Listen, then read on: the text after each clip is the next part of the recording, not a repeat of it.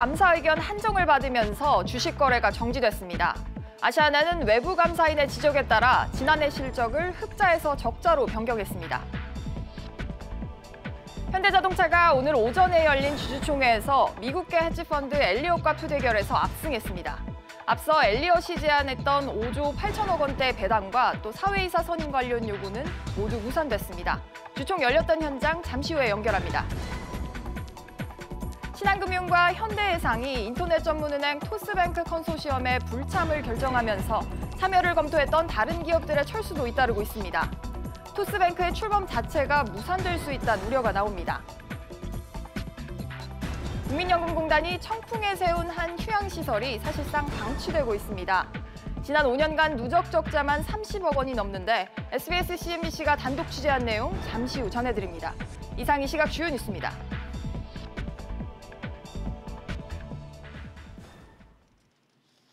아시아나항공이 지난해 사업연도 회계감사에서 상장 폐지 사유에 해당하는 부적절 의견을 받았다는 설이 돌면서 오늘 하루 주식 거래가 정지됐습니다. 조금 전 한정 의견을 받은 감사 보고서를 공시했는데요. 상장 폐지 사유에 해당하지 않아서 투자자들은 한숨을 돌리게 됐지만 향후 주가에는 부정적인 영향이 예상됩니다. 취재 기자 연결하겠습니다. 네, 엄하은 기자. 아시아나항공이 조금 전에 회계감사 의견에 대해서 공시와 함께 입장을 내놨죠? 네, 그렇습니다. 아시아나항공은 오늘 오전 7시 30분경 2018 사업연도에 관한 회계감사보고서를 한국거래소에 제출하고 이를 공시했습니다. 아시아나항공은 조회 공시 요청을 받은 어제 저녁 외부감사인 3일 회계법인으로부터 감사보고서 한정 의견을 받았다고 밝혔습니다. 아시아나항공은 한정 의견을 받은 이유는 주로 충당금 추가 설정에 문제였다고 설명하며 회사의 영업 능력이나 현금 흐름과는 무관한 회계적 처리상의 차이라고 설명했습니다. 아시아나항공은 또 이른 시일 내에 재감사를 신청해 한정 의견 사유를 해소하고 적정 의견으로 변경될 수 있게 하겠다고 밝혔습니다. 그렇군요. 엄 기자, 그렇다면 주식 거래는 앞으로 어떻게 되는 겁니까? 회계법인은 기업감사 결과에 대해 적정, 한정, 의견 거절, 부적정 이렇게 4가지 의견을 제시하는데요. 한정 의견을 받으면 다음 거래일에 관리 종목으로 지정되고 관리 종목 지정된 다음 거래일부터 거래가 재개됩니다. 오늘이 한 주일의 마지막 거래일인 금요일이기 때문에 다음 거래일인 다음 주 월요일 25일에 관리 종목으로 지정되고 화요일 26일부터 거래가 재개됩니다.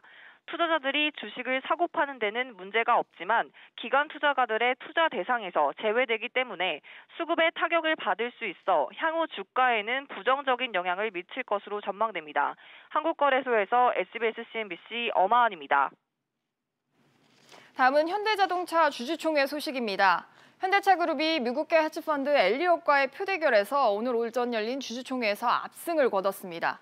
정의선 부회장은 현대차의 대표이사에 오를 것으로 보입니다. 자세한 소식 현장에 나가 있는 취재기자 연결해 알아보겠습니다. 윤지혜 기자, 현대차그룹 주총 결과 어떻게 됐습니까? 네, 오전 9시부터 이곳 현대차 양재동 사옥에서 제51회 정기 주주총회가 열렸습니다. 한마디로 엘리엇이 제안한 배당 요구와 사회이사 추천이 모두 좌절됐습니다. 현대차가 제안한 배당 정책, 보통주 기준 현금 배당률 이 주당 3,000원으로 통과가 된 상황이고요. 이사회가 추천한 윤치원, 유진호, 이상승 씨와 모두 3명이 모두 77에서 90%의 찬성률로 선임이 됐습니다. 같은 시간에 열린 현대모비스 주총에서도 회사의 제안대로 배당 규모와 이사회 구성이 확정됐습니다. 엘리엇 입장에서는 사회이사 1명이라도 배출해서 이사회를 통한 현대차 경영 참여를 노렸는데요. 하지만 표결 결과 16에서 19%의 찬성률을 얻는 데 그쳤습니다. 네, 또 하나 관심사죠. 정의선 현대자동차그룹 수석부회장, 오늘 대표이사에 오를 전망입니까? 네, 그렇습니다. 정의선 부회장을 사내이사로 선임하는 안건이 현대차와 현대모비스 주주총회에서 통과가 됐습니다. 별도 임시이사회를 거쳐서 정 부회장을 대표이사로 확정할 계획인데요. 이렇게 되면 현대차는 정몽구 회장, 정수석 부회장, 그리고 이원희 사장과 허은태 부사장 등 4인이 각자 대표이사 체제를 이루게 됩니다. 현대모비스에서도 정 회장과 정 부회장, 그리고 박정국 사장 등 3인이 이 각자 대표이사 체제가 구성될 것으로 보입니다. 지금까지 SBS, CNBC 윤지혜입니다. 삼성바이오로직스 정기주주총회가 국민연금공단의 반대 의견에도 불구하고 원안 통과로 마무리했습니다. 삼성바이오는 재무제표 승인과 정관 일부 변경, 또 이사와 감사 선임 등 안건을 그대로 의결했습니다. 앞서 국민연금은 증권선물거래위원회 감리 결과 제재 취지 등을 고려해 해당 안건들의 반대 입장을 밝혔습니다.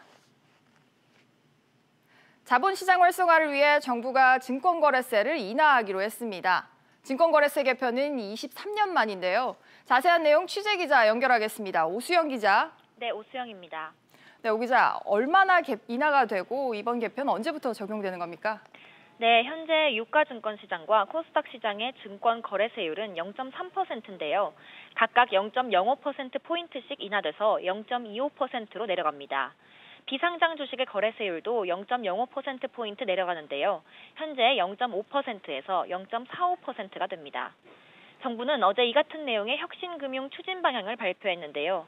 코스피와 코스닥 시장의 상장 주식의 거래세율 인하는 시행령만 개정하면 되기 때문에 올해 상반기 중에 시행될 것으로 보이고요. 비상장 주식의 경우 세법 개정 사항이기 때문에 내년 상반기를 목표로 법 개정을 추진할 계획입니다. 네, 그런데 증권거래세는 왜 내리는 거죠? 네, 증권거래세를 내려서 정부는 투자자의 세부담을 덜어주면 거래량이 늘어나서 증시가 활성화될 것으로 기대하고 있습니다. 증권거래세는 투자 손실을 봐도 내야 되고 대주주가 주식 거래를 할 경우에는 양도세까지 내야 돼서 이중과세 논란이 끊이지 않았는데요. 세수 문제가 걸려있기 때문에 지금까지 세율이 유지되어 왔습니다. 지난해 거친 증권거래세는 약 6조 2천억 원 규모였는데 이번 개편으로 연간 1조 4천억 원 정도가 줄어들 것으로 예상됩니다. 그렇군요. 한편으로는 중견 또 중소기업의 대출도 쉬워진다고요. 네, 그렇습니다. 현행 대출 심사는 부동산 담보대출 중심이라서 자산 규모가 작은 기업들은 대출 받기가 어려웠습니다. 앞으로는 미래 성장성과 기술력을 중심으로 대출 심사를 하도록 은행 대출 심사 시스템을 개선합니다. 정부는 올해부터 3년 동안 100조 원을 공급할 예정인데요. 매출, 설비, 특허권 등을 하나로 묶어서 심사해서 돈을 빌려주는 일괄 담보대출 6조 원, 기술금융 90조 원, 성장성 기반 대출 4조 원 등 총 100조 원이 중견기업과 중소기업에 대출됩니다. 지금까지 보도국에서 전해드렸습니다. 인터넷 전문은행 토스뱅크가 출범을 앞두고 있습니다. 하지만 신한금융과 현대해상이 불참을 선언한 가운데 직방 등 다른 파트너들도 줄줄이 이탈했습니다. 토스뱅크 컨소시엄에 비상이 걸렸습니다. 취재기자 연결하겠습니다. 정지환 기자, 토스뱅크 컨소시엄에서 예비 파트너사들이 더 이탈했다고요? 네, 신한금융이 토스 컨소시엄 이탈을 발표한 이후 현대해상, 직방, 한국신용데이터까지 컨소시엄 불참을 결정했습니다. 27일 예비인가 신청 마감을 앞두고 주요 주주들이 빠져나갔고 컨소시엄 내에 금융회사가 남아있지 않아 탄탄한 자본을 가진 새로운 주주가 필요할 것으로 보이는데요. 토스 측이 앞으로 5일 안에 새 예비 파트너를 구할 수 있을지는 미지수입니다.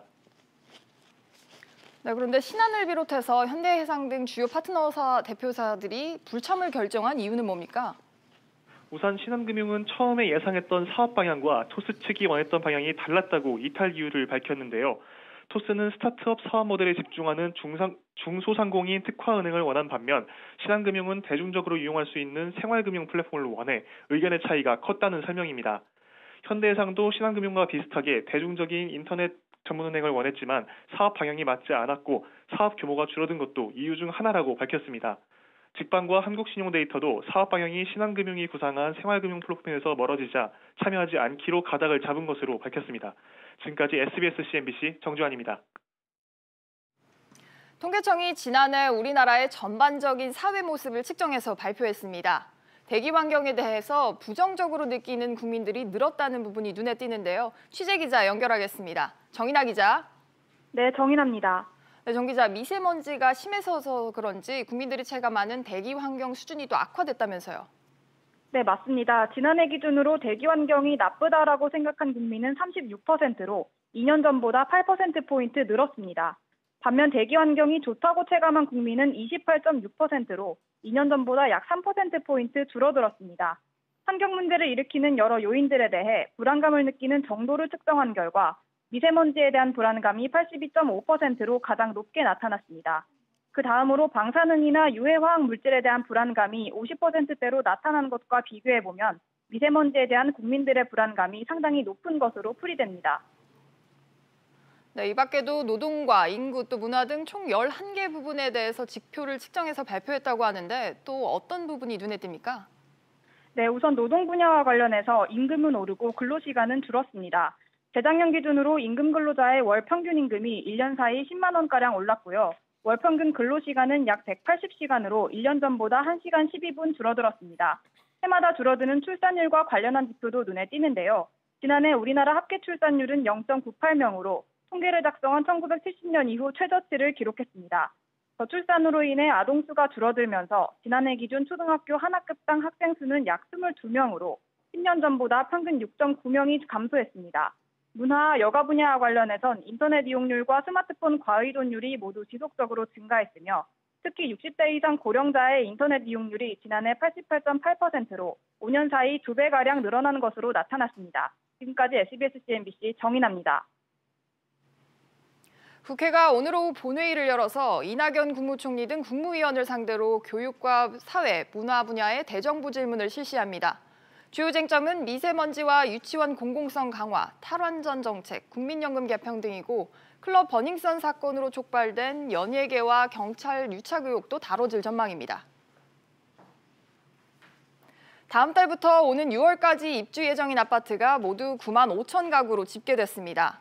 서울 수도권의 경우 상당수가 6월에 몰려 있는데요. 자세한 내용 취재기자 연결하겠습니다. 황인표 기자. 네, 황인표입니다. 네, 황 기자, 2분기 입주 예정인 아파트 지역별로 얼마나 됩니까?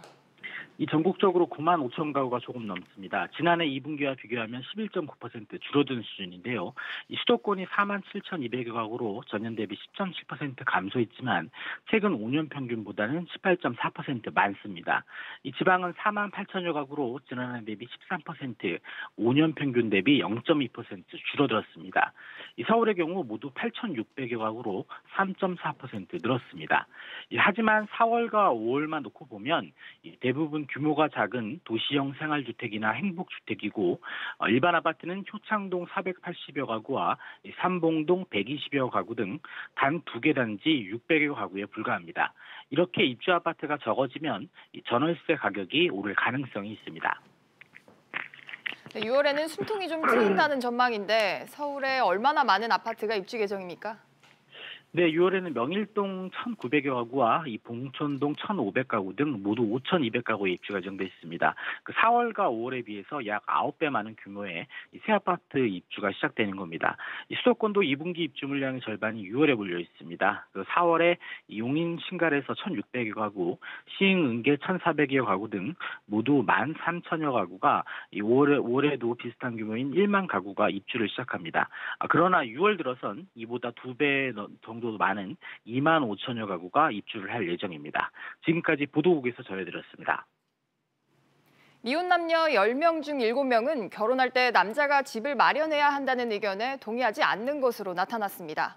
한국보건사회연구원에 따르면 20살에서 44살 미혼 남녀 2,500여 명을 대상으로 조사한 결과 남자가 신혼집을 마련해야 한다는 의견에 대해 남녀 모두 70% 이상 동의하지 않는 것으로 조사됐습니다.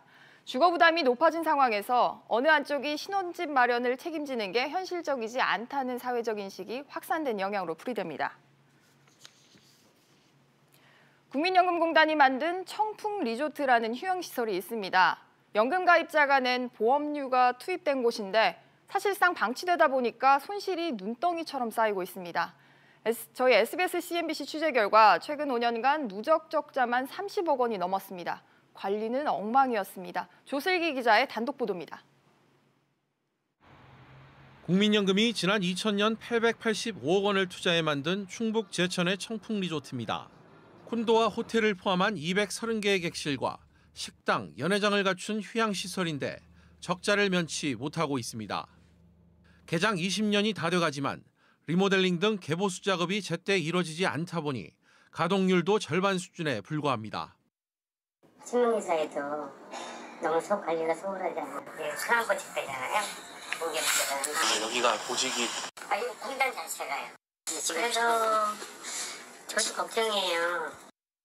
국민연금 공단으로부터 입수한 청풍리조트 운영수지 현황 자료에 따르면 최근 5년간 누적 적자 규모만 31억 8천만 원에 이르는 것으로 확인됐습니다. 지금 제 뒤로 보이는 청풍리조트와 민간업체와 맺은 위탁 운영 계약 기간이 내년 종료되지만 적자 리조트를 운영할 업체를 찾기란 사실상 쉽지 않습니다. 국민연금 공단 내 청풍리조트 담당 직원은 현재 5명. 이 가운데 시설관리 담당 1명과 전산 담당 1명을 제외한 나머지 3명은 리조트가 아닌 전북 전주 본사에서 일하고 있습니다. 현지에서 리조트 운영 전반을 챙기고 관리 감독해야 할 담당자는 아예 없습니다. 그런 거는 운영에 관련된 거니까 실질적으로 이제 현장에서 할 건 아니고요. 이제 그런 것들은 이제 기획 업무에 속해서 이제 그런 걸 할 겁니다. 공단 측은 내부 공모를 거쳐 리조트 운영 총괄 담당자를 뽑을 예정이며 다음 달부터 현장에 투입될 것이라고 밝혔습니다. SBS CNBC 조슬기입니다. 네, 이 내용 직접 취재한 조슬기 기자 스튜디오에 나와 있습니다. 조 기자. 네. 직접 가서 리조트 운영 실태를 보셨는데 실제로 얼마나 심각한 상황입니까? 네, 지난 수요일 충북 제천에 있는 이 청풍 리조트에 직접 다녀왔습니다. 그야말로 이 평일임을 감안해도 너무나 한산한 모습이었습니다. 이 주차장에는 서너 대 가량의 차량만 좀 주차돼 있었는데 아마 이 직원들 차량으로 보였고요. 지하 주차장은 차가 한 대도 없었습니다. 호텔 식당도 한 테이블만 손님이 있었고 나머지 모두 비어 있는 상태였습니다. 전반적으로 시설 노후화가 꽤 심각해 보였는데요. 겉으로 보기에도 관리가 되지 않고 있는 것으로 파악됐습니다. 상황이 좀 심각해 보이는데 개장 이후에 적자 규모가 얼마나 되는 겁니까? 네, 국민연금이 청풍리조트에 지금까지 투자한 금액이 1,000억 원이 넘습니다. 정확히 얘기하면 1,079억 원 정도 되는데요. 그런데 이 리조트의 현재 가치를 추산해 봤는데 투자 금액보다 160억 원 정도가 낮은 현재 918억 원으로 국민연금 측은 자체 산정하고 있는 것으로 파악됐습니다. 국민연금에서 이와 관련해 건물과 토지, 또 무형자산 등의 감가상각비를 반영한 수치다. 이렇게 연금 측은 설명하고 있는데 여기에 개장 이후 지난해까지 리조트 운영 손실이 30억 원 가까이 됩니다. 앞서 얘기한 이 160억 원의 이 감가상각분과 또 30억 원의 운영 적자 모두 합하면 190억 원 정도의 누적 적자가 지금 예상이 되고 있습니다. 계속된 이 적자 운영에 대해 공단 측 입장을 직접 물었는데요. 리조트 사업은 어디까지나 국민연금 가입자들을 위한 복지 사업이기 때문에 수익성이 떨어질 수밖에 없다. 이렇게 답했습니다. 직접 들어보시죠. 객실을 할인해주는 금액이 사실 이제 복지 혜택이라고 할 수가 있는데 이거를 자꾸 수익 쪽으로 접근하려면 복지 쪽으로 접근을 좀 해달라는 그런 얘기죠. 네, 그 얘기는 곧 객실 이용료를 할인해줘서 수익성이 나빠졌고 수익성을 내기 위한 시설은 아니라는 뜻이죠? 네, 맞습니다. 국민연금 가입자들에게 현재 숙박료 할인 혜택이 제공되고 있습니다.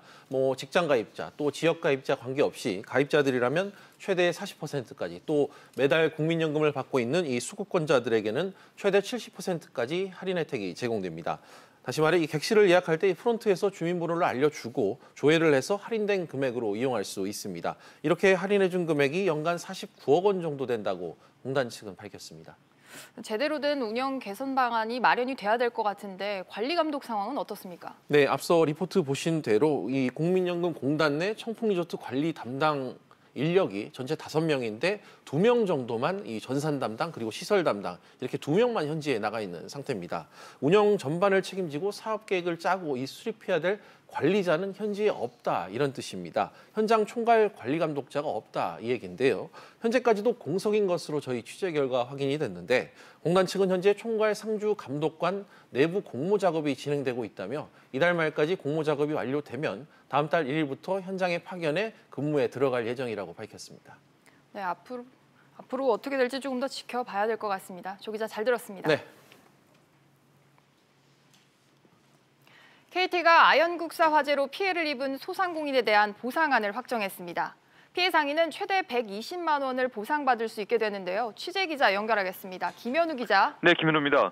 구체적인 아연 화재 피해 보상 금액 얼마로 정해졌습니까? 네, 국회와 KT 소상공인연합회가 참여한 KT화재 상생보상협의체가 조금 전에 국회에서 보상안을 발표했는데요. 카드 결제 불통이나 배달 주문을 받지 못해 피해를 입은 소상공인은 40만 원에서 120만 원을 보상받을 수 있습니다. 통신이 끊어진 기간이 2일 이하면 40만 원, 7일 이상이면 120만 원을 받을 수 있습니다. 하루 평균 20만 원 정도를 보상받을 수 있는 셈입니다. 그동안 금액을 놓고 이견이 커 화재 발생 이후 120일 가까이가 지나서야 보상안이 합의됐습니다. 그렇군요. 이번 보상안으로 KT가 부담하는 금액은 어느 정도인지도 궁금한데요. 네, 현재까지는 80억 원 안팎으로 추산됩니다. KT는 지난 15일까지 연매출 30억 미만 소상공인을 대상으로 1차 피해 접수를 받았는데요. 약 10,000명이 피해를 접수했습니다. 그중 47.5%는 피해 기간이 2일 미만이었고 평균 피해 기간은 3.7일로 알려졌습니다. 피해 신청을 추가로 받을 계획이기 때문에 KT가 지급해야 될 보상금 총액은 더 늘어날 수도 있습니다. 일단 KT는 10,000명에 대한 보상금을 5월에 지급할 계획입니다. 네, 한편 이번 보상안 말고도 KT가 통신재난 방지 대책도 앞서 발표했었죠? 네, KT는 어제 통신재난 대응 계획을 발표했습니다. KT는 규모가 크고 중요한 통신 국사는 2년 안에 소방시설을 보강하고 감시 시스템을 구축할 계획입니다. KT는 중요 통신시설로 지정된 통신 국사가 29개에서 400여 개로 늘어났는데요. 3년 안에 신규 중요 통신시설에 우회 통신 경로를 만들 계획입니다. 지금까지 보도국에서 전해드렸습니다. 정부가 중소상공인의 부담을 덜어주기 위해서 카드 수수료를 낮췄었는데요.